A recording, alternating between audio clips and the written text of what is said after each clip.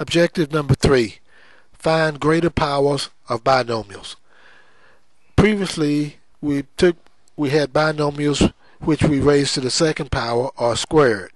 Now we're going to take them to greater powers, namely to the third power or higher. So, in part A, we have x plus 1 to the third power. Now, we can rewrite that x plus 1 to the third power, capitalizing on being able to write it as x plus 1 to the second power times x plus 1. So that covers all three powers. This way, we get to utilize what we just learned in the previous example regarding how to expand 1 to the second power, or x plus 1 squared. So what we're going to do here is expand x plus 1 to the second power. Once we do that expansion, we'll then multiply the result of that by x plus 1. And then we will collect like terms and have the final answer. So, step number 1 is to expand x plus 1 to the second power. Remember, we can do so quickly by squaring the first term, which is x, giving us x squared, then plus 2 times the product of 1 and x, which gives us 2x, and then finally plus 1 squared, which is 1. So that produces the trinomial x squared plus 2x plus 1, which is then multiplied by x plus 1. In this case, we will expand this by distributive property. We will take the first term in the binomial, multiplied by all three terms in the trinomial, and then take the second term in the binomial, multiply it by all three terms in the trinomial, and thus we'll be distributing. And that will produce x cubed plus 2x squared plus x from the first expansion. From the second, where we're multiplying by 1, we'll get x squared plus 2x plus 1. Now we're going to collect terms, writing the answer in descending powers. Since we only have one x cubed term, which is the highest power in that expansion, we'll write it first. We have two x squared terms. We'll have to collect them to get 3x squared. We have two x terms. We can collect them to get 3x, and then plus 1.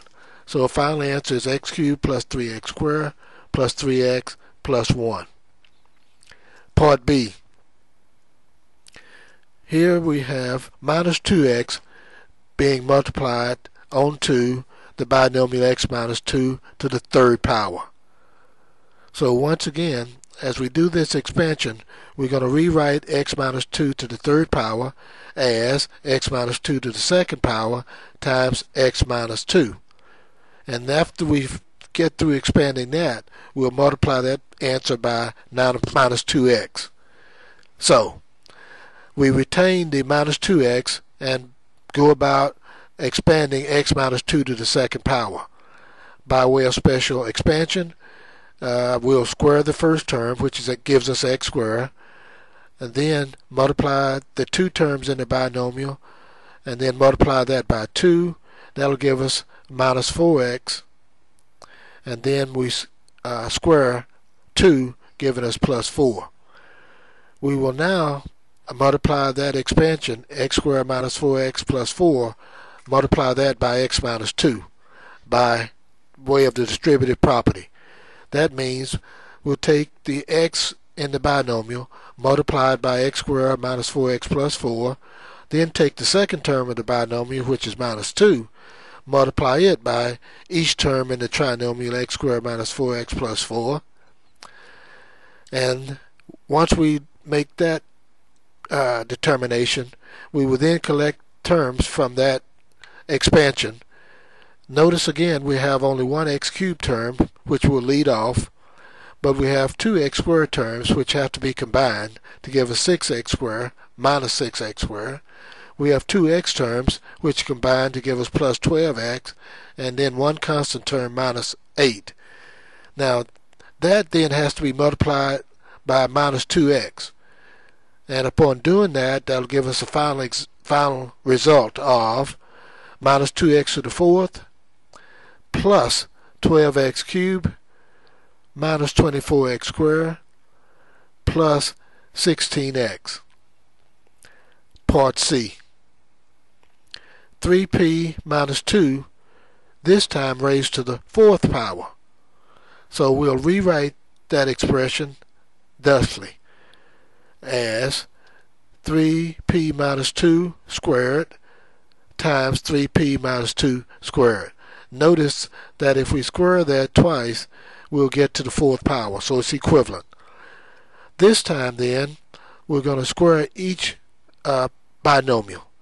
First, the 3p minus 2 is to be squared, and secondly, 3p minus 2 is to be squared again. So as we square each one, you notice we're going to get the same product. That is, 3p squared gives us 9p squared. Then the middle term is minus 2 times 3 times 2p, giving us minus 12p, and then plus 2 squared, which gives us 4. So notice we'll write that expansion twice, and we now have to multiply these two trinomials. Again, we're going to do it by the use of the distributive property. So we'll take the 9p squared in either the first or the second trinomial. Let's say the first trinomial. Take the 9p squared multiplied by each term in the second trinomial. Then we'll take the second term in the first trinomial, minus 12p, again multiplying it by each term in the second trinomial. And then take the last term in the first trinomial, 4, multiply it by each term in the second trinomial. Well, doing all of that multiplication, we will then get the following. 81p to the fourth minus 108p to the third plus 36p squared minus 108p cubed plus 144p squared minus 48p plus 36p squared minus 48p plus 16. Here we have a multitude of terms which then have to be collected, and therefore since we have only one p to the fourth power term, it'll lead off, and so it becomes 81p to the fourth.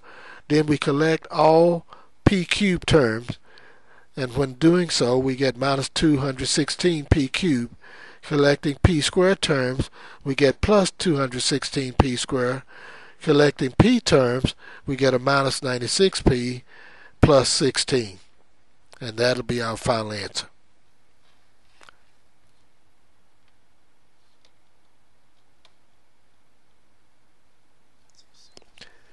Example 2, Part A.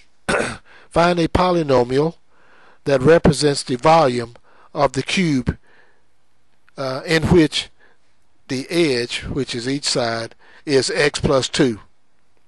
Note, E, which is the edge, which is each side of the cube, is represented by the polynomial x plus 2. Therefore, the volume of a cube equals e to the third power. So V, representing the volume of the cube, equals to E, represented by x plus 2, cubed, or raised to the third power. We can determine what that is by, once again, rewriting x plus 2 to the third power as x plus 2 squared times x plus 2. Again, squaring x plus 2, we get x squared plus 4x plus 4, which then has to be multiplied by the binomial x plus 2. And once again, through distributive property, we multiply x times x squared plus 4x plus 4, and then plus 2 times x squared plus 4x plus 4. And by doing the multiplication, we get x cubed plus 4x squared plus 4x plus 2x squared plus 8x plus 8.